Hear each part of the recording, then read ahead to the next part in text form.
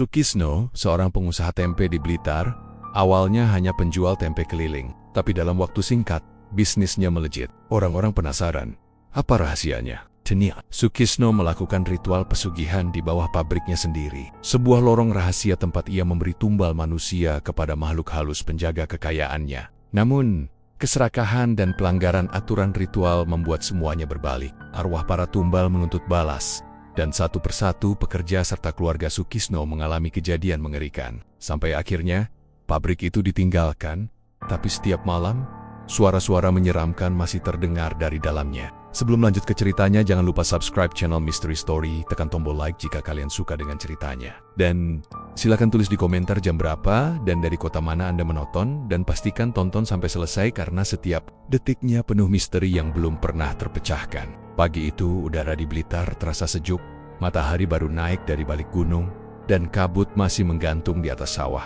Di ujung kampung, seorang pria parubaya bernama Sukisno tampak mendorong sepeda ontel tua yang di keranjangnya penuh tempe. Setiap pagi, dia keliling kampung menjajakan dagangan sambil senyum ramah ke warga. Tempe masih anget bu, serunya sambil melambai. Sukisno dikenal warga sebagai orang sederhana, hidupnya pas-pasan, tapi nggak pernah ngeluh. Istrinya, Bu Marni, bantu bikin tempe di rumah yang cuma berdinding papan. Anak satu-satunya Riko, masih sekolah SMP, mereka hidup bahagia meski serba terbatas. Tapi, semua berubah di awal tahun itu. Entah dari mana asalnya, tiba-tiba aja Sukisno punya modal besar. Dalam waktu singkat, halaman belakang rumahnya disulap jadi pabrik tempe kecil. Warga kampung sampai heboh. Wah, cepet banget ya, kemarin masih jualan keliling. Sekarang udah punya pabrik aja, kata Pak Darto, tetangga sebelah rumah, sambil garuk kepala. Banyak yang heran, tapi nggak ada yang berani nanya langsung. Kalau ditanya, Sukisno cuma jawab singkat, namanya juga rezeki.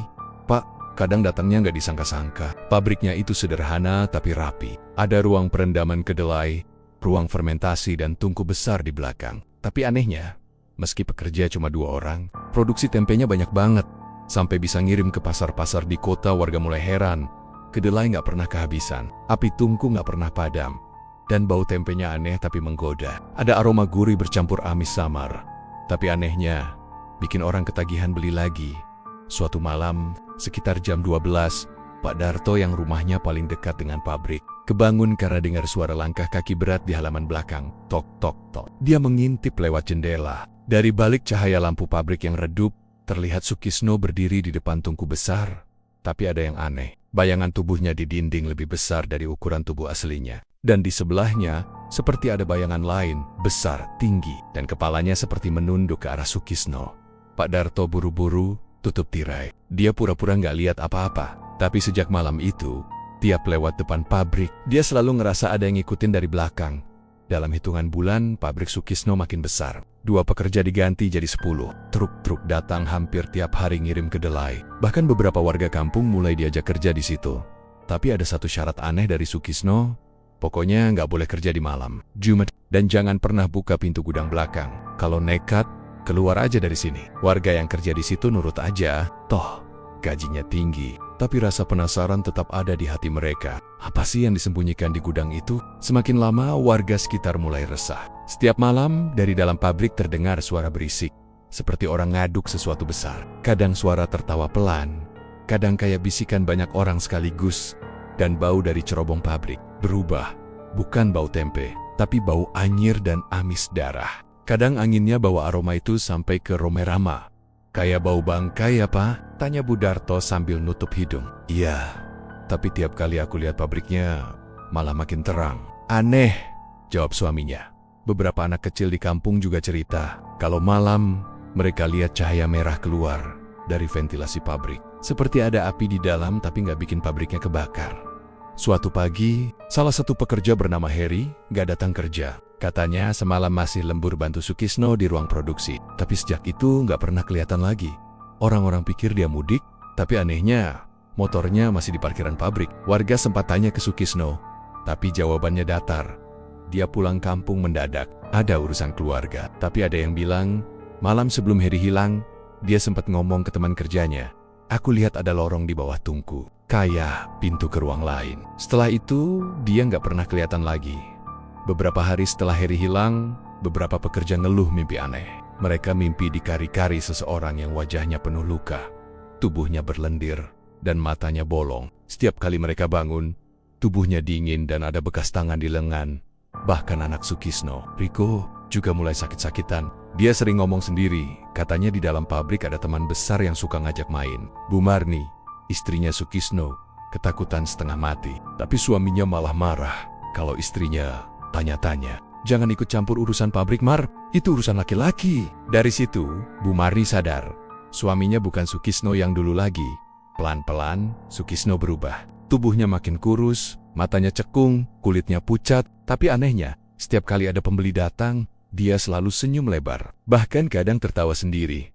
Orang-orang bilang, tatapan matanya kosong tapi menyeramkan. Kalau dilihat lama, kayak ada bayangan hitam di pupil matanya. Bergerak-gerak, dan tiap malam pasti ada suara tangisan dari arah pabrik. Kadang pelan, kadang keras banget sampai warga kebangun. Pak RT sempat mau lapor polisi, tapi sebelum sempat, Sukisno datang ke rumahnya dengan wajah pucat dan senyum tipis. Nggak usah ikut campur, Pak RT. Ini cuma masalah dapur. Nanti kalau saya sukses, semua kampung saya kasih sedekah. Suaranya pelan, tapi entah kenapa bikin bulu kuduk berdiri. Waktu berjalan cepat. Pabrik tempe Sukisno makin besar. Tapi suasananya makin aneh. Beberapa pekerja berhenti, tapi selalu aja ada orang baru datang gantiin. Dan setiap kali orang baru mulai kerja, akan ada bau amis yang makin kuat. Seperti bau kedelai yang direndam dalam darah malam itu. Sekitar jam 1, Bu Marni kebangun karena dengar suara dari belakang rumah. Dia keluar pelan-pelan, dan dari celah pintu pabrik yang sedikit terbuka. Dia lihat suaminya sedang berlutut di depan sosok besar berwarna hitam pekat, dengan mata merah menyala dan lidah panjang menjulur.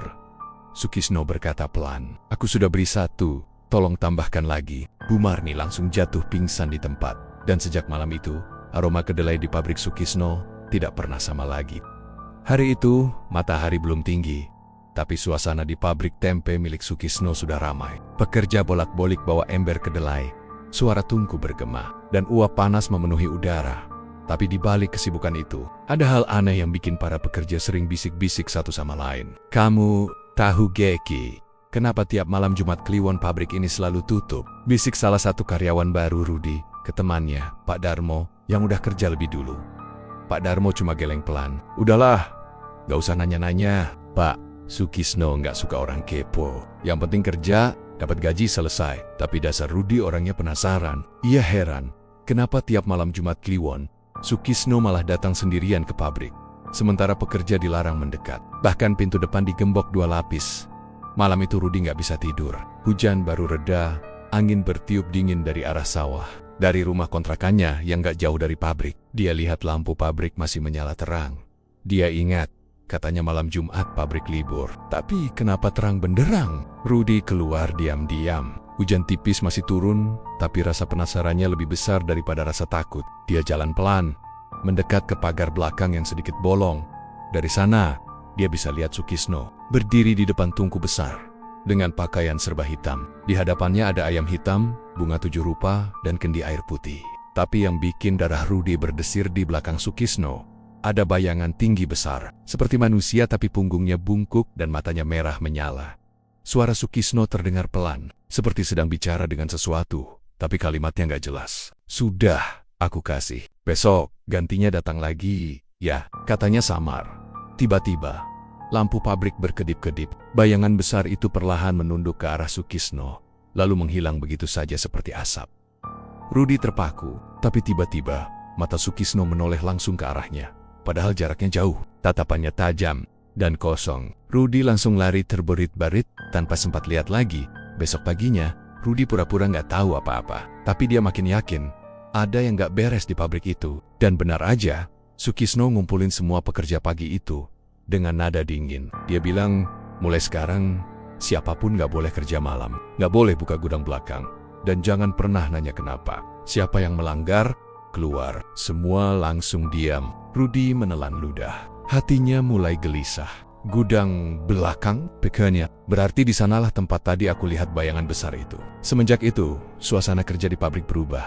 Orang-orang gak lagi berani bercanda. Setiap kali lewat dekat pintu besi belakang, udara terasa lebih dingin. Dan kadang terdengar suara bisikan lirih, seperti orang ngomong dari balik dinding. Suara dari gudang suatu malam Sekitar jam 10, pabrik masih buka karena pesanan banyak. Rudy yang masih lembur sendirian di ruang fermentasi, tiba-tiba dengar suara dari arah gudang. Rudy.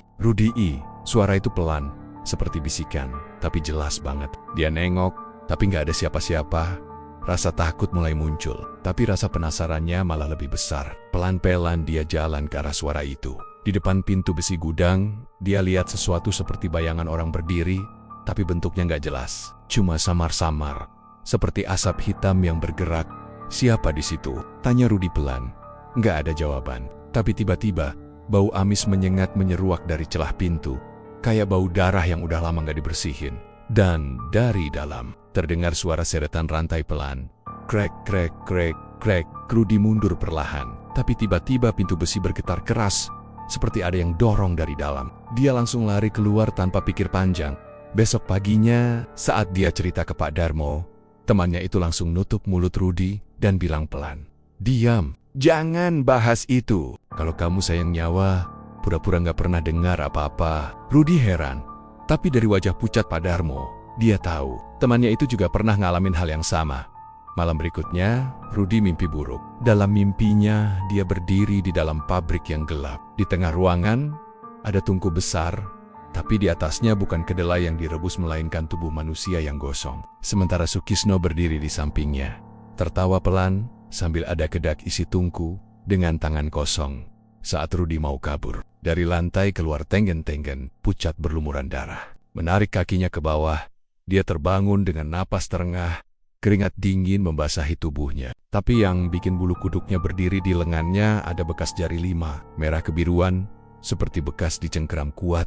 Beberapa hari setelah itu, semua orang sadar wajah Sukisno makin seram, matanya merah, kulitnya pucat, dan kadang kalau dia marah, suaranya bukan lagi suara manusia, tapi berat dan bergema seperti dua suara sekaligus pernah sekali. Salah satu pekerja telat datang dan langsung dimarahi. Tapi saat Sukisno berteriak, tiba-tiba lampu pabrik padam, dan dalam gelap, semua pekerja dengar suara tawa berat seperti suara hewan besar dari arah tungku. Setelah lampu nyala lagi, wajah Sukisno tenang, seolah nggak terjadi apa-apa. Tapi pekerja yang dimarahin tadi mendadak jatuh pingsan, dan keesokan harinya mengundurkan diri tanpa alasan.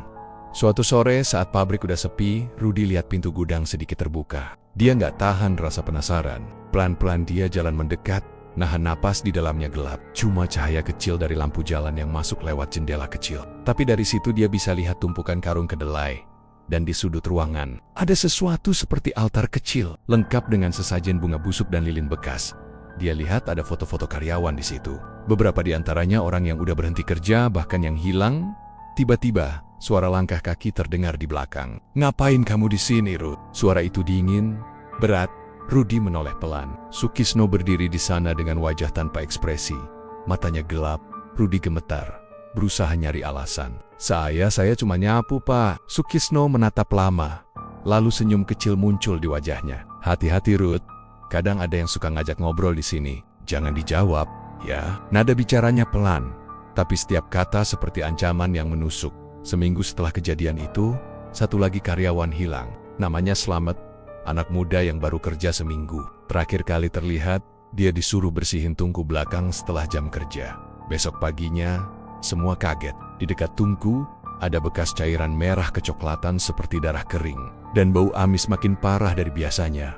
Waktu salah satu karyawan nyeletuk, "Pak, ini kayak darah." Sukisno langsung menatap tajam. "Itu cuma kedelai gosong. Gak usah banyak omong." Semua terdiam. Tapi malamnya, beberapa warga lihat Sukisno keluar pabrik bawa karung besar di pundaknya. Katanya dia buang ke sungai belakang. Besok paginya, sungai itu berubah warna, jadi agak kehitaman.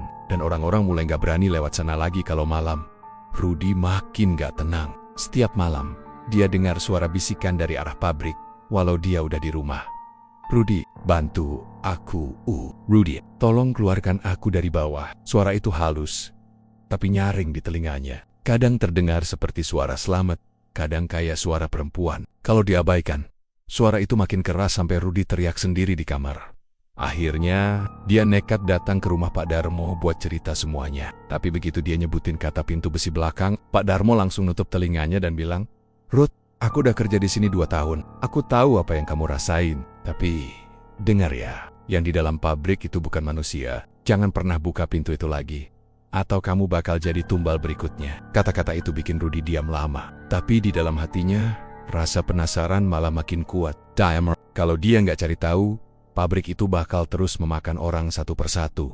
Malam Jumat Kliwon berikutnya datang lagi. Rudy udah siap di rumah, tapi rasa gelisahnya nggak hilang. Dari jendela, dia lihat pabrik Sukisno terang benderang lagi. Padahal nggak ada karyawan di sana. Dia ambil senter, lalu jalan pelan ke arah pagar belakang. Dari situ, dia lihat pintu gudang yang biasanya tertutup rapat. Sekarang terbuka sedikit.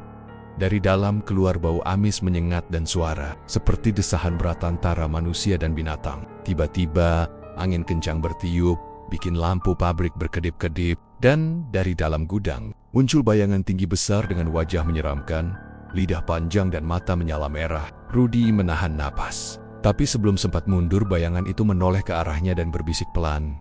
"Kamu, selanjutnya." Rudy teriak second keng Nia, dan lari tanpa menoleh lagi. Sejak malam itu, dia nggak pernah balik kerja. Dan sejak hari itu pula, bau darah di pabrik tempe Sukisno makin kuat dari sebelumnya. Malam itu, udara Blitar terasa lembab dan pengap. Hujan baru saja reda, tapi aroma tanah basah bercampur dengan bau kedelai rebus dari pabrik milik Sukisno, menciptakan suasana aneh antara tenang tapi juga menegangkan. Lampu-lampu neon di area produksi berkelip-kelip, kadang nyala, kadang redup. Sukisno duduk sendirian di kursi rotan di depan ruang pengeringan tempe. Tangannya menggenggam segelas kopi hitam yang sudah dingin. Matanya memandangi tumpukan tempe yang belum sempat dikirim. Semua pegawainya sudah pulang sejak habis maghrib. Tapi entah kenapa malam itu Sukisno memutuskan untuk tinggal di pabrik.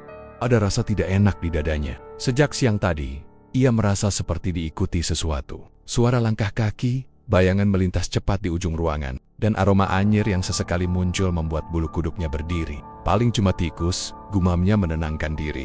Rasa penasaran bercampur takut membuatnya ingin membuktikan sendiri. Ia mengambil senter dan berjalan perlahan ke area fermentasi, tempat tumpukan tempe mentah disimpan. Setiap langkah yang ia ambil terdengar menggema di ruang kosong itu. Tok tok tok, begitu bunyinya, memantul ke dinding semen yang lembab. Begitu sampai di pojok ruangan, senter Sukisno tiba-tiba bergetar lalu mati. Padahal, tadi baru diganti baterainya. Ia mengetuk-ngetuk sedikit, tapi lampu senter itu tak menyala lagi. Suasana gelap total. Tiba-tiba dari arah belakang terdengar suara pelan seperti sesuatu yang sedang menggeser kayu. Sekrik. Sukisno menelan ludah. Ia menoleh perlahan. Di balik kegelapan, samar-samar tampak sosok seperti bayangan tinggi besar berdiri tegak di antara tumpukan tempe. "Siapa itu?" teriaknya, mencoba terdengar tegas. Tak ada jawaban, hanya suara napas berat, sangat berat, seperti seseorang yang sedang menahan amarah. Sukisno mundur perlahan, tapi kakinya malah menginjak sesuatu yang licin. Ia terpeleset dan jatuh terduduk. Saat matanya menyesuaikan dengan gelap, ia sadar bahwa lantai di bawahnya basah. Bukan karena air hujan, melainkan darah segar yang merembes dari salah satu tumpukan tempe. Dengan gemetar, ia menyibak daun pisang yang menutupi salah satu loyang tempe, dan di sanalah ia melihatnya. Potongan tangan manusia, separuh membusuk, seolah dijadikan bahan campuran. Sukisno menjerit pelan, tubuhnya kaku. Namun seketika jeritanya terhenti saat mendengar suara berat dari balik punggungnya. "Jangan ganggu bahan pesugihan itu, Kisno." Ia menoleh perlahan. Tampak sosok pria tua berambut putih berdiri dengan mata merah menyala, menatap tajam ke arahnya. Tubuhnya penuh lumpur, dengan bau busuk seperti bangkai basi. "Mbah siapa tuh sampean ini?" tanya Sukisno terbata-bata.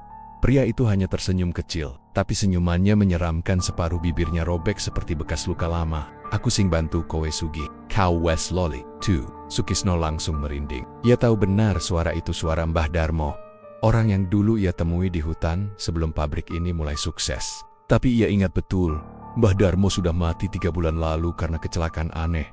Sampeyan wes mati, Mbah," kata Sukisno dengan suara pelan tapi penuh ketakutan. Mbah Darmo tertawa kecil. "Wong sing dikon di perantara pesugihan ora aiso mati, Kisno. Aku mong pindah tempat, saiki aku ana ning pabrikmu." Suara tawa Mbah Darmo menggema di seluruh ruangan, dan dari arah tumpukan tempe muncul banyak tangan-tangan hitam berlendir, seperti sedang mencoba merangkak keluar dari dalam loyang fermentasi. Sukisno menjerit, mundur hingga punggungnya membentur tembok. "Gusti Allah." Ia berusaha membaca doa, tapi lidahnya terasa kaku, tak bisa mengucap apapun.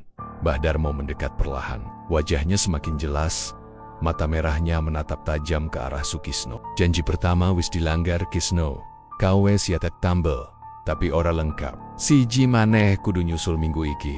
Sukisno teringat sesuatu. 3 bulan lalu, saat pertama kali melakukan ritual pesugihan, ia memang menyanggupi memberi tumbal 1 nyawa tiap 3 bulan. 2 tumbal pertama sudah ia jalankan.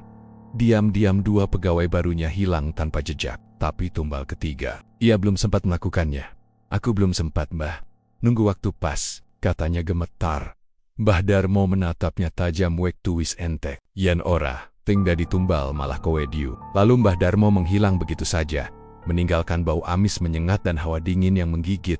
Sukisno berlari keluar ruangan, menabrak pintu kayu sampai hampir roboh. Ia berlari ke rumahnya yang tak jauh dari pabrik. Setibanya di rumah, istrinya, Bu Sarmi, terbangun kaget melihat suaminya dengan wajah pucat dan baju penuh bercak darah. Mas, astagfirullah, iki darah sopo? Sukisno tak menjawab. Ia hanya duduk di lantai, menggigil. Ndak apa-apa, Ma. Aku jatuh di pabrik, katanya gugup. Tapi mata Bu Sarmi melihat sesuatu yang ganjil di bawah telapak tangan Sukisno, menempel potongan kecil daging seperti milik manusia. Malam itu Sukisno tak bisa tidur. Matanya terus menatap ke langit-langit. Di kepalanya hanya ada satu hal. Tumbal ketiga harus segera dikorbankan. Keesokan paginya, pabrik tempe Sukisno beroperasi seperti biasa. Para pekerja datang, menyiapkan bahan, menata kedelai, menjemur, dan membungkus tempe. Tapi suasana hari itu terasa berat. Beberapa pekerja mengeluh karena mencium bau amis yang tak biasa dari ruang fermentasi. Pak, kok ruangan belakang baunya kayak darah ya? Tanya salah satu pekerjawati. Sukisno langsung melotot. Jangan ikut campur urusan bosmu. Kerja saja sana, bentaknya kasar. Para pekerja langsung diam, tapi mereka mulai saling pandang dengan wajah takut. Sejak beberapa bulan terakhir, pabrik itu memang sering terjadi hal aneh. Ada pekerja yang menghilang, suara-suara aneh di malam hari, dan tempe yang kadang bernapas sendiri seolah masih hidup. Siang itu, seorang pekerja baru bernama Budi datang melamar kerja. Anak muda polos, umur 20-an, wajahnya lugu dan sopan. Saya mau kerja, Pak. Dengar dari teman, pabrik ini lagi butuh orang, katanya ramah. Sukisno memandangi wajahnya lama. Dalam hati ia bergumam. Tumbal ketiga sudah datang sendiri. Ia tersenyum tipis. Iya, kebetulan banget. Kamu kerja malam aja ya? Bagian bersihin alat fermentasi. Budi mengangguk tanpa curiga. Iya, Pak. Siap. Malam pun tiba. Sukisno menunggu di ruang belakang dengan seember air yang sudah dicampur darah ayam hitam dan mantra pesugihan yang dulu diajarkan. Mbah Darmo, di tangannya sudah siap sebilah pisau tajam. Di luar, suara hujan mulai turun deras. Petir sesekali menyambar. Budi masih membersihkan peralatan tanpa sadar kalau malam itu adalah malam terakhirnya. Sukisno berjalan perlahan mendekat dari belakang. Napasnya berat. Setiap langkah seolah membuat dadanya makin sesak. Tapi bayangan wajah Mbah Darmo dengan mata merahnya terus muncul di benaknya, memaksanya untuk menyelesaikan ritual. Begitu jaraknya tinggal 1 langkah, Sukisno mengangkat pisaunya tinggi-tinggi. Namun saat hendak menebas, tiba-tiba lampu pabrik padam total. Dari kegelapan, suara Mbah Darmo terdengar lagi, kali ini lebih keras dan dalam. Cepet, Kisno. Waktu wis mepet. Bersamaan dengan itu, suara azan Isya dari kejauhan terdengar samar. Sukisno mendadak gemetar hebat. Pisau di tangannya jatuh. Budi yang mendengar suara jatuh langsung menoleh. Pak, sampean ngapain di situ? Sukisno terdiam. Di belakang Budi, ia melihat sosok hitam tinggi dengan kepala seperti kedelai busuk berdiri menatapnya. Sosok itu perlahan membuka mulut, mengeluarkan suara berat dan serak. Tumbal kudu ana dina iki. Sukisno menjerit sekaris-karis nia. Namun jeritannya tertelan oleh suara petir yang menyambar di atas pabrik. Keesokan paginya, warga sekitar digemparkan oleh berita. Pabrik tempe Sukisno terbakar sebagian. Ditemukan satu tubuh hangus di dalam ruang fermentasi. Tapi anehnya, tidak bisa dikenali karena sudah hancur. Yang bikin merinding, di antara abu dan reruntuhan, warga menemukan sebungkus tempe yang masih utuh tapi bentuknya menyerupai wajah manusia dengan mata tertutup rapat. Dan sejak hari itu, setiap malam lewat depan pabrik itu, orang sering mendengar suara orang menangis dari dalam. Suara itu terdengar seperti seseorang yang menyesal. Mungkin Sukisno, atau mungkin tumbal yang tak pernah tenang. Pagi itu Blitar diselimuti kabut tebal. Bau gosong dari pabrik tempe Sukisno masih tercium di udara. Api memang sudah padam sejak dini hari, tapi warga masih ramai membicarakannya. Beberapa orang berdiri di pagar depan, hanya berani mengintip dari jauh. Katanya semalam ada yang terbakar hedap-hidap di dalam. Bisik seorang ibu sambil menutup mulutnya. Lawang aneh. Kok bisa kebakaran cuma di satu ruangan doang? Sahut bapak di sampingnya. Warga mulai curiga. Apalagi mereka tahu pabrik tempe itu sering menimbulkan bau aneh dan suara-suara ganjil di malam hari. Tapi tak ada yang berani melapor ke polisi. Semua takut karena Sukisno dikenal berpengaruh dan dermawan di kampung itu. Sementara itu, Sukisno duduk di ruang tamunya dengan wajah pucat pasi. Ia tak tidur semalaman. Di tangannya masih ada bekas luka bakar kecil, sisa dari kejadian malam tadi. Ia tak tahu bagaimana bisa api menyala tiba-tiba. Yang ia ingat hanya jeritan Budi dan sosok hitam besar dengan kepala kedelai busuk yang berdiri di belakangnya. Istrinya, Bu Sarmi, mencoba menenangkan. Mas, tolong cerita, ada apa sebenarnya? Kok pabrik bisa kebakar? Sukisno hanya diam, tatapannya kosong, tapi bibirnya bergerak pelan, seperti bicara sendiri. Diam, tumbalnya nggak sempurna. Mbah Darmo marah. Bu Sarmi menggigil. Mas ngomong apa sih? Tumbal apaan? Sukisno tiba-tiba menatap istrinya tajam. Sudah, jangan ikut campur urusanku. Bentaknya keras. Sejak malam itu sikap Sukisno berubah total. Ia jadi pendiam, mudah marah, dan sering ngomong sendiri. Kadang tengah malam keluar rumah tanpa alas kaki, mondar-mandir di sekitar pabrik yang sudah setengah hancur. Beberapa hari setelah kebakaran, Sukisno memutuskan membuka kembali pabriknya. Para pekerja enggan datang, tapi ia memaksa dengan bayaran 2 kali lipat. Aku yang tanggung semuanya, asal kerja jalan, katanya dengan nada datar. Wati, pekerja yang paling lama, awalnya menolak, tapi karena butuh uang, akhirnya ikut juga. Tapi baru beberapa jam kerja, ia menemukan kejanggalan. Pak, kedelainya kok basah ya? Kayak ada cairan merah. Sukisno menatapnya tajam. Udah, lanjut aja. Jangan banyak tanya. Wati mengangguk pelan, tapi diam-diam ia memperhatikan. Cairan merah itu bukan air biasa, aromanya anyir, seperti darah segar malam harinya. Setelah semua pekerja pulang, Sukisno kembali ke ruang fermentasi. Lampu-lampu neon baru terpasang, tapi cahayanya redup dan berkedip. Di hadapannya ada 12 loyang tempe baru yang sedang difermentasi, yang membuat bulu kuduk berdiri. Dari salah satu loyang terdengar bisikan pelan. Mas, tolong aku. Sukisno tersentak. Ia tahu suara itu. Itu suara Budi, pekerja baru yang hilang malam kebakaran. Ia menatap loyang itu lama, tak percaya dengan apa yang didengarnya. Mas, panas. Tolong aku, Mas. Suara itu makin jelas. Tangan Sukisno gemetar. Ia menyibak daun pisang penutupnya dan langsung terpaku. Tempe di dalam loyang itu berwarna merah kehitaman, menggumpal aneh seperti daging membusuk, tapi di tengahnya ada sesuatu yang membuat Sukisno hampir pingsan. Mata manusia setengah terbuka, menatap langsung ke arahnya dari balik lapisan kedelai. Ia mundur sambil menjerit pelan, tapi belum sempat berlari, dari loyang-loyang lain muncul bisikan serupa. Tolong aku, panas mas, sakit mas. Suara itu datang dari segala arah. Ruangan itu seolah hidup. Daun pisang yang menutupi tempe bergerak pelan, seperti sedang bernafas. Dari beberapa loyang, keluar cairan merah yang menetes ke lantai dan berubah menjadi bentuk tangan manusia yang merayap perlahan ke arah kaki Sukisno. Ia menjerit dan berlari keluar ruangan, tapi pintu mendadak terkunci dari luar. Ia menggedor sekuat tenaga, "Buka, tolong." Namun yang menjawab bukan manusia. Dari luar, terdengar suara berat milik Mbah Darmo Wistakandani. Kisno yen tumbal ora lengkap, tempe bakal njaluk ganti. Seketika udara di dalam ruangan jadi dingin. Lampu neon berkedip makin cepat. Dari pojok ruangan muncul kabut hitam yang menebal, lalu membentuk sosok Mbah Darmo dengan wajah busuk dan mata merah menyala. Tumbal terakhir kudu saka wong sing paling cedak karo kowe. Sukisno mundur. Maksud sampean siapa, Mbah? Mbah Darmo tersenyum lebar. Wong sing kau trasna, Bojo Mudu. Sukisno menatapnya tak percaya. Gak mungkin, Mbah. Aku gak sanggup.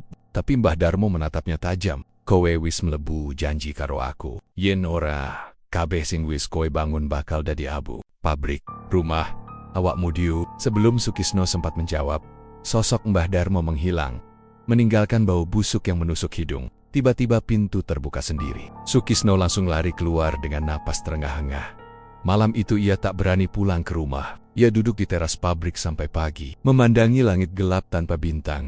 Pagi berikutnya, Bu Sarmi datang membawa makanan untuk suaminya. Tapi saat masuk ke area pabrik, ia merinding. Bau amis masih terasa kuat. Ia berjalan perlahan, mencari Sukisno. Mas, panggilnya pelan.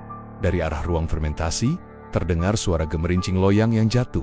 Ia mendekat, tapi tiba-tiba kakinya menginjak cairan merah yang lengket. Ia menunduk dan melihat lantai penuh bercak darah mengarah ke dalam.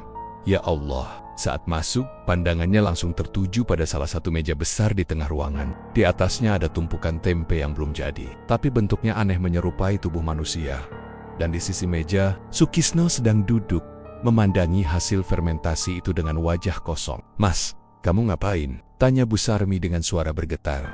Sukisno menoleh pelan. Wajahnya pucat, matanya merah. "Dia belum sempurna, Ma," katanya lirih.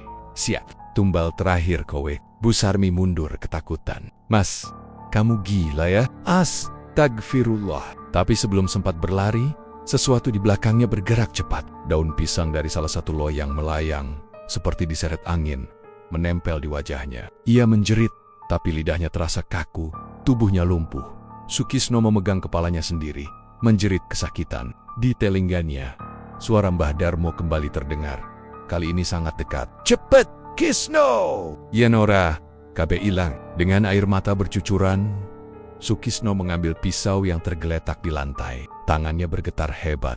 Maaf, aku nggak punya pilihan." Namun sebelum pisaunya bergerak, tiba-tiba seluruh loyang di ruangan itu meledak satu persatu. Prak-prak. Dari setiap ledakan muncul semburan darah dan potongan tempe busuk yang menempel di dinding. Lalu, dari balik kabut tipis, muncul puluhan sosok mengerikan mayat para pekerja yang dulu menghilang. Dengan tubuh berlumur kedelai, mata kosong, dan mulut berisi tempe membusuk.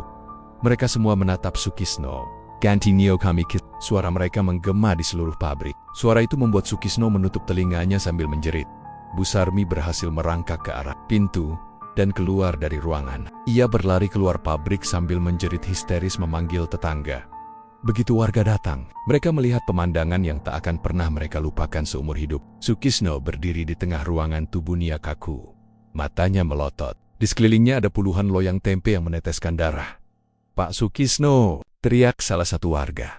Tapi Sukisno tak menjawab. Ia hanya memutar kepalanya perlahan ke arah warga, lalu tersenyum. Dari mulutnya keluar kedelai mentah bercampur darah segar.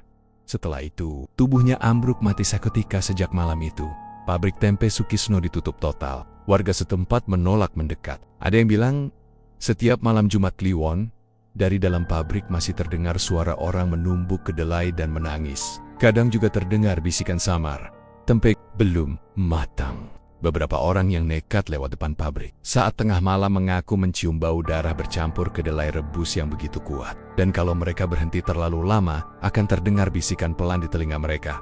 "Mau nyoba pesugihan juga tuh?" Cerita itu terus menyebar. Hingga kini, bangunan pabrik tempe di Blitar itu dibiarkan kosong, ditumbuhi lumut dan rumput liar. Tapi kadang, dari kejauhan, terlihat bayangan pria berbaju lusuh duduk di depan pintu pabrik, menatap loyang tempe di tangannya yang berwarna merah darah. Konon katanya, dia masih menunggu tumbal terakhir yang belum sempurna. 2 minggu setelah kematian Sukisno, suasana di desa Blitar itu belum juga tenang. Pabrik tempe yang dulunya ramai kini berubah jadi bangunan terbengkalai yang angker. Temboknya menghitam bekas terbakar, kaca jendelanya pecah, dan dari dalam masih sering muncul bau busuk seperti kedelai basi yang bercampur darah. Orang-orang di sekitar sudah sepakat tak ada yang boleh lewat depan pabrik itu setelah maghrib. Bahkan tukang ojek dan pedagang keliling pun memilih memutar jauh. Tapi seperti biasa, rasa penasaran selalu jadi awal petaka. Suatu sore, 2 remaja kampung, Raffi dan Doni, nekat datang ke depan pabrik. Mereka mendengar kabar bahwa di dalam masih banyak alat produksi tempe yang bisa dijual. "Cuma ngambil loyang sama drum bekas kok. Nggak usah takut," kata Doni sambil menyalakan senter dari HP-nya. "Lah, tapi katanya di dalam masih suka ada yang nangis, Don," sahut Raffi dengan suara kecil. "Ah, paling cuma tikus. Lagian, ini sore, dalam malam. Ayo cepetan." Mereka berdua melangkah pelan masuk lewat pintu belakang yang sudah rusak.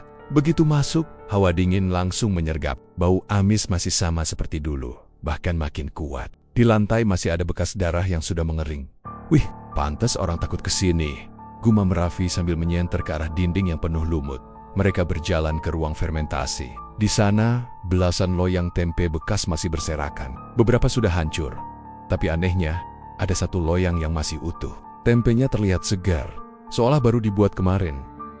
"Lihat ini, Vi," kata Doni sambil mendekat. "Loh, kok masih bagus? Padahal udah 2 minggu.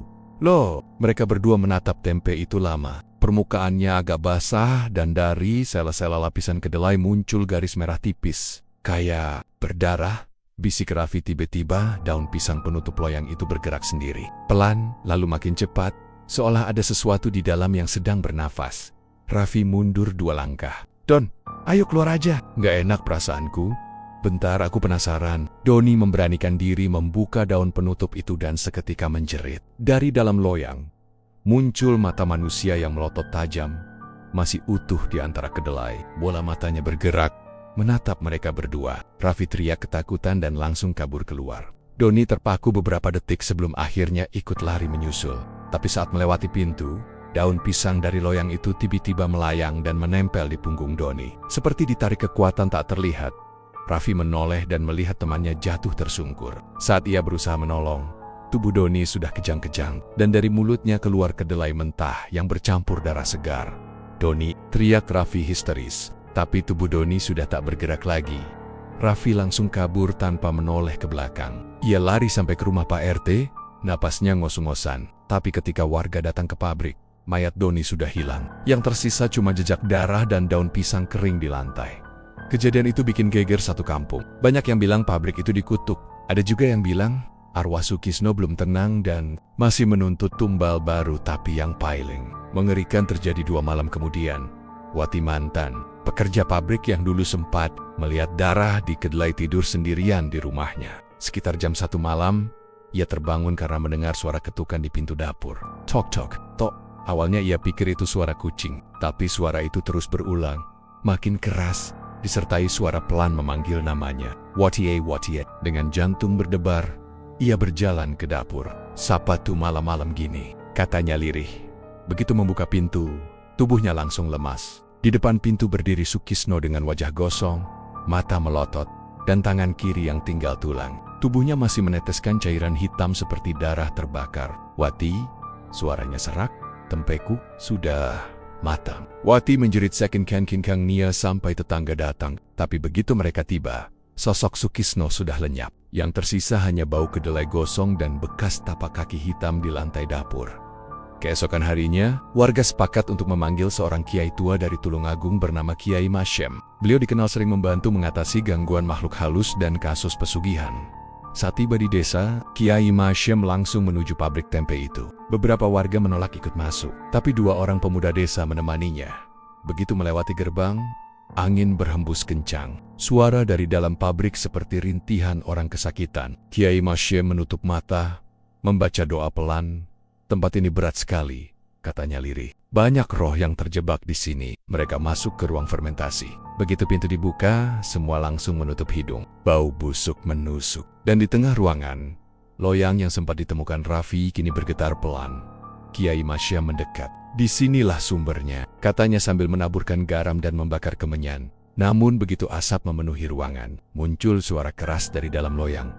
Aku belum selesai. Loyang itu tiba-tiba meledak dan dari dalamnya keluar asap hitam pekat membentuk wajah Sukisno. Mata merahnya menyala, suaranya bergema ke seluruh ruangan. Janji belum lunas, Kiai. Aku cuma nurut sama pesugihan. Aku cuma mau kaya. Kiai Masyem menatap tajam. Sukisno, sadarlah, kau sudah mati. Kau terperangkap oleh pesugihanmu sendiri. Sukisno tertawa keras, tawa yang bikin bulu kuduk berdiri. Aku belum mati. Aku cuma ganti bentuk, tempeku hidup karena aku yang hidup di dalamnya. Tiba-tiba semua loyang di ruangan itu berguncang hebat. Tempe-tempe di dalamnya menggeliat, membentuk wajah manusia, wajah para pekerja yang dulu hilang. Mereka semua berteriak minta tolong. Pak Sukisno, tolong kami. Kenapa Bapak korbankan kami? Warga yang melihat dari luar mulai panik. Salah satu pemuda yang ikut membantu langsung pingsan karena ketakutan. Kiai Masyem berdiri tegak. Ia mengambil kendi kecil dari tasnya, lalu menyiramkan air doa ke arah sosok hitam itu. Des, kembalilah ke tempatmu. Suara gemuruh langsung terdengar. Asap hitam berubah jadi pusaran besar dan masuk kembali ke dalam tanah. Tapi sebelum hilang sepenuhnya, suara Sukisno terdengar lagi, kali ini lebih pelan dan serak. Belum selesai. Tumbal belum lengkap. Lalu semuanya hening, Kiai Masya menatap tanah yang masih berasap. Arwahnya belum benar-benar pergi. Dia masih mencari satu tumbal lagi yang punya hubungan darah dengannya. Warga langsung saling pandang. Satu-satunya keluarga Sukisno yang tersisa hanyalah istrinya, Bu Sarmi. Malamnya, Bu Sarmi yang tinggal di rumah sendirian mulai merasa tak enak. Sejak sore ia sudah mencium bau kedelai rebus dari arah dapur. Padahal tidak sedang memasak, ia berusaha menenangkan diri. Tapi saat masuk ke kamar, ia melihat sesuatu yang bikin darahnya berhenti mengalir. Di atas ranjang, ada selembar daun pisang besar dengan bekas darah segar. Di atasnya, tertulis dengan huruf merah, tumbal terakhir. Tiba-tiba lampu kamar padam. Dari arah pintu, terdengar langkah pelan krek, krek, dan bau gosong makin kuat. Bu Sarmi gemetar hebat. Ia tahu siapa yang datang. Mas Kis, jangan ganggu aku. Suaranya pecah oleh tangis. Tapi suara dari kegelapan menjawab lirih. Janji, kudu lunas. Sosok Sukisno muncul dari kegelapan dengan tubuh gosong dan bola mata merah. Ia melangkah pelan ke arah istrinya. Mas, aku mohon, jangan terusin semua ini, teriak Bu Sarmi sambil mundur ke pojok kamar. Namun Sukisno malah tersenyum lebar. Aku ora iso metu saka pesugihan iki mah. Yen tumbal terakhir ora tak bayar, aku bakal kejar terus. Aku kudu nyelesain. Ia mengangkat tangan kirinya dan dari yari-yari yang gosong keluar cairan kedelai hitam yang menetes ke lantai. Cairan itu bergerak sendiri, membentuk huruf-huruf aneh seperti mantra. Bu Sarmi berusaha membaca ayat kursi, tapi lidahnya terasa berat. Suara tangisnya berubah jadi jeritan saat tubuh Sukisno tiba-tiba lenyap dan muncul tepat di depannya. Jaraknya hanya 1 jengkal. Maaf ma, katanya pelan. Dan malam itu, rumah Bu Sarmi sunyi total. Keesokan paginya warga menemukan rumah Bu Sarmi terbuka lebar. Di dalam, mereka hanya menemukan loyang besar. Di atas meja dapur berisi tempe berwarna merah kehitaman. Tapi yang paling mengerikan, tempe itu memiliki bentuk wajah manusia. Dan wajah itu mirip Bu Sarmi. Kiai Masyem datang lagi. Tapi begitu melihat pemandangan itu, ia hanya bisa menggeleng pelan. Sudah, pesugihan ini ditutup dengan tumbal terakhir. Tapi arwah mereka tidak akan tenang. Siapapun yang membuka pabrik ini lagi akan menanggung kutukan yang sama. Warga pun sepakat menutup pabrik itu selamanya. Mereka memagarinya dengan bambu kuning dan menanam pohon kamboja di depan gerbang. Tapi sejak hari itu, setiap malam Jumat Kliwon, dari dalam pabrik masih terdengar suara ketukan loyang dan tawa serak yang familiar. Suara itu milik Sukisno. Dan di antara tawa itu, kadang muncul bisikan pelan yang bikin darah beku. Tempeku masih hidup. Malam di Blitar itu terasa aneh. Langit gelap pekat tanpa bintang. Angin berhembus pelan tapi dinginnya menusuk tulang. Di sekitar pabrik tempe milik Sukisno, suasana sunyi terlalu sunyi seolah seluruh alam menahan napas. Sejak kejadian miat-miat pekerja yang ditemukan membusuk di belakang pabrik, warga sudah sepakat mau menutup pabrik itu untuk selamanya. Tapi anehnya, Sukisno belum juga kelihatan. Orang bilang dia kabur, tapi ada juga yang bilang dia masih di dalam pabrik, menjaga sesuatu yang tidak boleh keluar. Pak Darto dan Pak RT memimpin warga buat memastikan malam itu. Mereka bawa obor, parang, dan niat besar buat membongkar rahasia yang selama ini menebar teror di kampung mereka. Begitu pagar besi pabrik didorong, bunyinya berderit panjang. Kriek, udara di dalam berbeda. Bau amis dan busuk langsung menyergap hidung. Pak RT menutup mulut dengan kain. Matanya menyipit karena pedih. Ya Allah, bau apa ini? Bisiknya lirih. Lampu-lampu di pabrik menyala sendiri. Padahal sejak 3 hari lalu listrik sudah dicabut oleh PLN. Dan dari arah ruang fermentasi, terdengar suara dag-dag-duk seperti ada sesuatu yang berdetak besar, berat, dan hidup. Pak Darto menatap warga di belakangnya. Kita tetap jalan, ya. Apapun yang kita lihat nanti, jangan mundur. Mereka melangkah perlahan. Setiap langkah disambut oleh suara tetesan air dari langit-langit. Dan suara lembut seperti napas panjang yang datang entah dari mana. Di dinding terlihat noda merah kehitaman yang mengering seperti darah. Membentuk pola aneh seperti simbol segitiga dengan mata di tengahnya. Ini bukan sembarang pabrik, Pak, gumam salah satu warga. Suaranya gemetar. Sepertinya tempat ritual. Begitu sampai di ruang perendaman kedelai, semua orang berhenti. Di tengah ruangan, ada 3 beg besar berisi cairan hitam pekat. Tapi bukan kedelai yang mengambang di sana. Yang terlihat adalah potongan tubuh manusia, tangan, kaki, dan kepala sebagian masih utuh, sebagian sudah membusuk. Salah satu warga langsung muntah di tempat. Yang lain menutup mata menjerit histeris. Tapi Pak RT memaksa mereka tetap tenang. Ini bukti dia melakukan sesuatu yang jahat. Teriak. Namun sebelum mereka sempat keluar, pintu besi pabrik nutup sendiri keras sekali. Braak. Lampu mendadak padam. Semua terdiam, hanya terdengar napas cepat dari orang-orang di dalam. Lalu dari kegelapan muncul suara berat, serak dan dalam. Kalian tidak seharusnya masuk ke sini. Semua menoleh ke arah suara itu. Dan di tengah kegelapan, perlahan muncul sosok Sukisno, tapi bukan lagi manusia biasa. Tubuhnya kurus kering, kulitnya abu-abu pucat, matanya merah menyala. Dari mulutnya keluar cairan hitam menetes ke lantai. Tapi yang paling mengerikan adalah bayangannya di dinding bergerak sendiri. Lebih besar dan menyerupai sosok raksasa dengan tanduk panjang. Pak Darto menelan ludah. Sukit, kamu sadar nggak apa yang udah kamu lakuin? Sukisno menatap mereka, tersenyum miring. Suaranya berat dan bergema. Kalian nggak paham. Ini bukan dosa. Ini perjanjian. Aku cuma kasih mereka yang mau. Dan aku dapat balasannya. Balasan dari si, tanya Pak RT gemetar. Sukisno tertawa kecil. Dari yang kalian sebut setan, tapi bagiku dia pemberi rezeki. Aku cuma jalankan syaratnya. Di belakang Sukisno muncul siluet besar tinggi hampir menyentuh langit-langit. Tubuhnya hitam legam,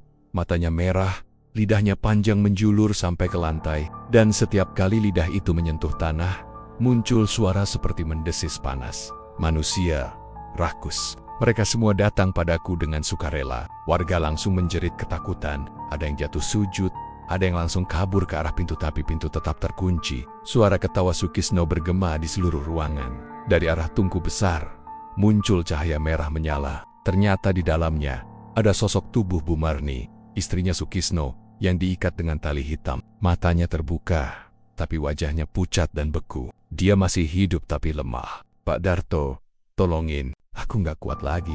Suaranya nyaris tak terdengar. Sukisno berlutut di depan tungku, membaca mantra pelan dengan bahasa yang nggak dimengerti siapapun. Tubuhnya bergetar, dan darah mengalir dari hidung serta telinganya. Malam ini, persembahan terakhir. Biar kekayaanku abadi! Tiba-tiba Bu Marni menjerit keras, seolah ada sesuatu yang merobek dari dalam tubuhnya. Dari perutnya muncul tangan hitam berlendir, meraba keluar seolah ingin keluar sepenuhnya. Pak Darto langsung nekat menyerang Sukisno dengan parang, tapi sebelum sempat mendekat, tubuhnya seperti dihantam angin kuat terhempas ke dinding, pingsan di tempat. Pak RT berteriak, bakar tempat ini, Sekre. Salah satu warga yang masih sadar, langsung melempar obor ke arah tumpukan kayu di dekat tungku. Api cepat menyambar, membakar ruangan dengan hebat. Sukisno menjerit kesakitan, kulitnya meleleh, tapi wajahnya malah tersenyum. Kalian pikir api bisa hentikan aku? Ini pabrikku, dan aku adalah jiwanya.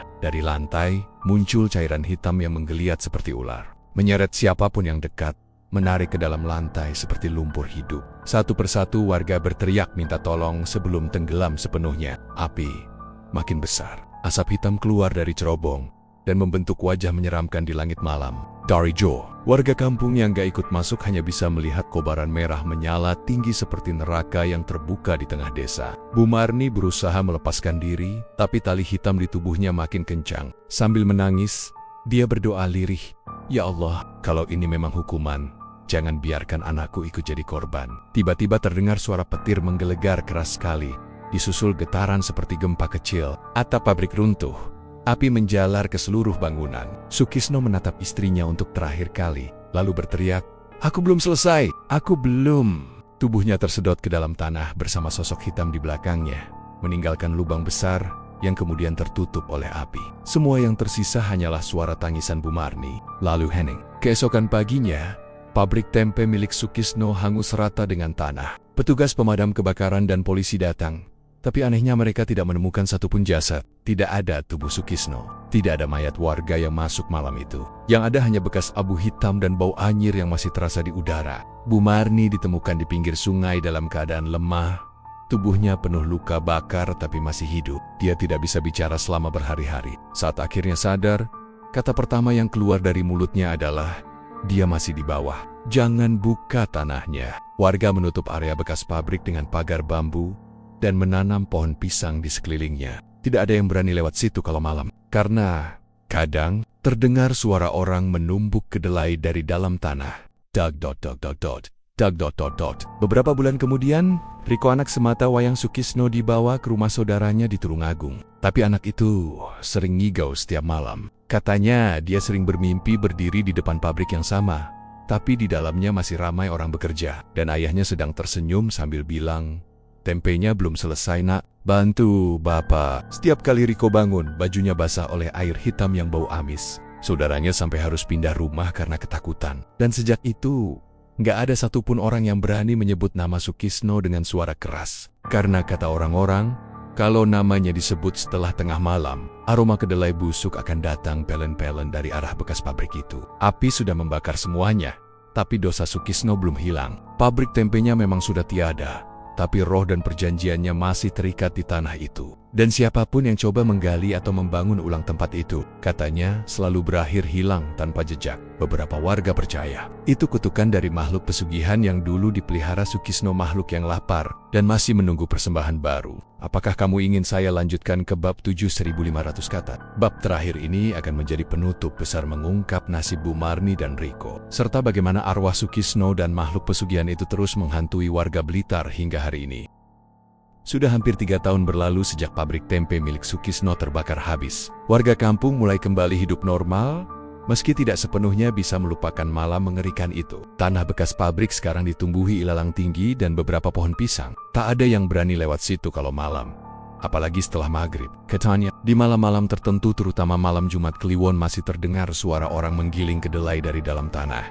Duk, duk, duk, SSSH, jengken. Ganggu, nanti mereka dengar. Begitulah bisik-bisik warga setiap kali ada yang nekat lewat malam-malam. Bumarni, istri Sukisno, masih hidup. Tapi sejak malam kebakaran itu, dia tidak lagi seperti dulu. Tubuhnya kurus, rambutnya memutih, dan matanya kosong seolah melihat sesuatu yang tak bisa dilihat orang lain.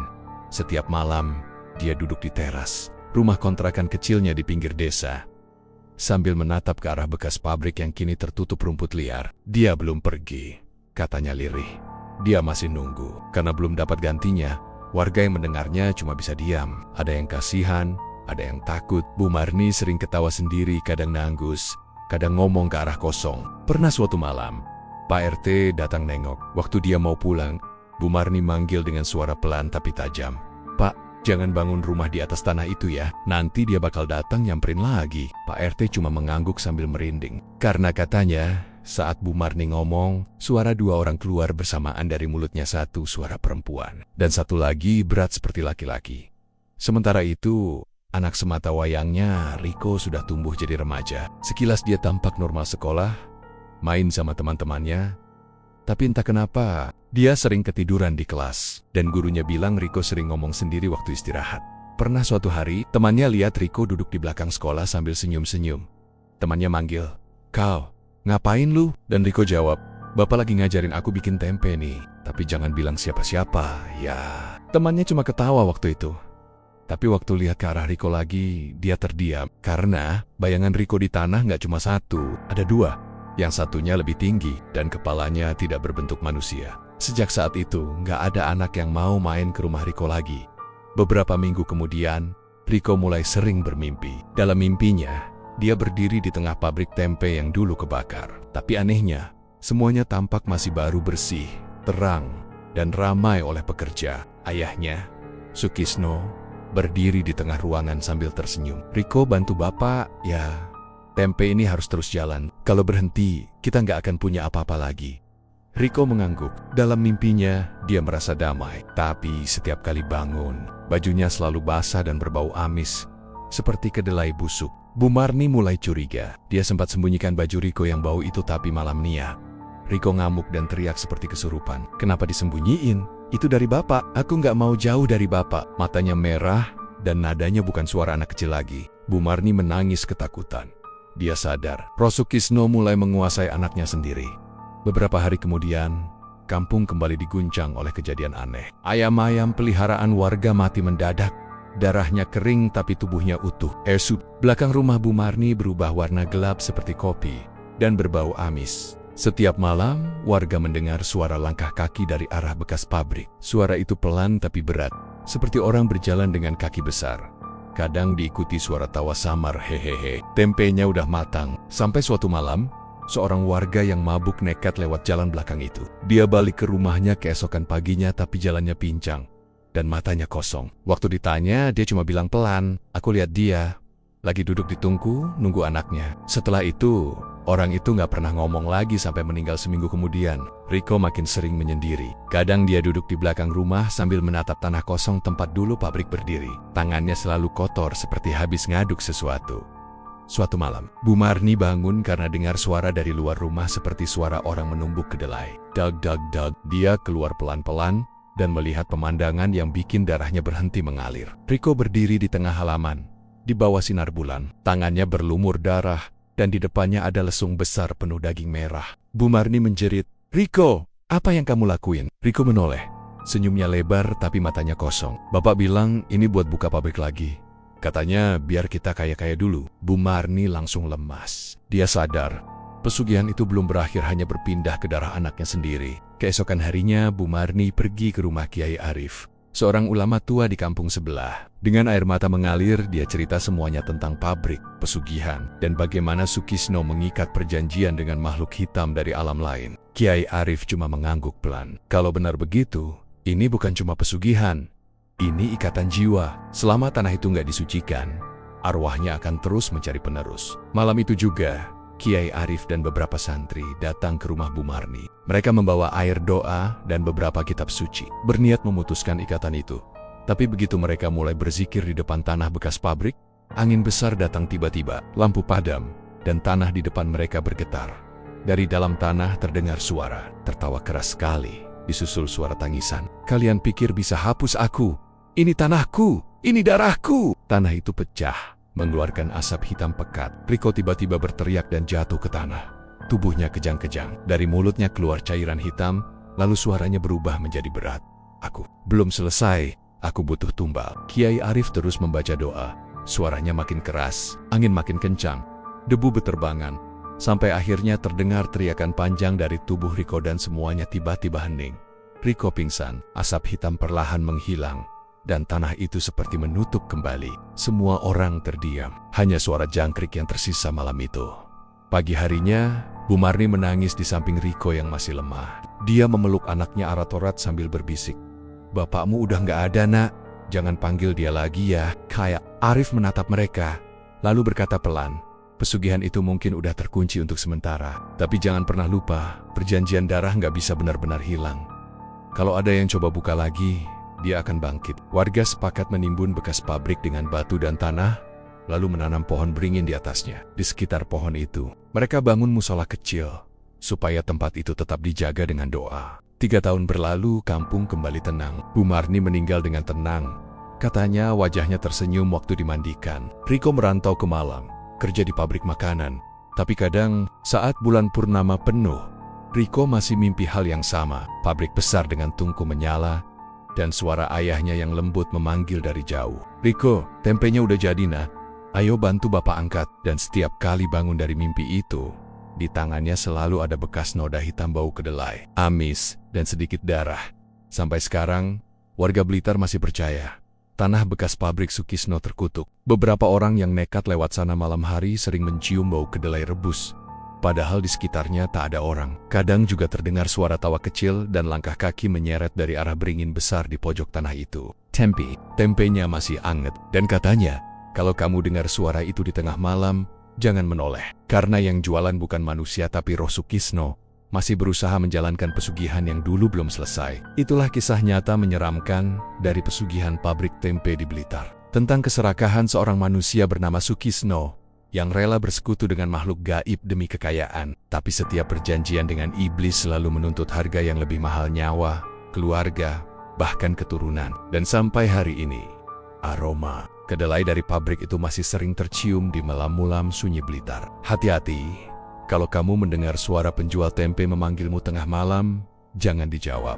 Terima kasih sudah menonton channel Mystery Story. Terus dukung channel ini dengan cara komen, like, share, dan subscribe. Mohon maaf jika ada kesamaan nama tokoh, tempat kejadian ataupun cerita, itu adalah kebetulan semata.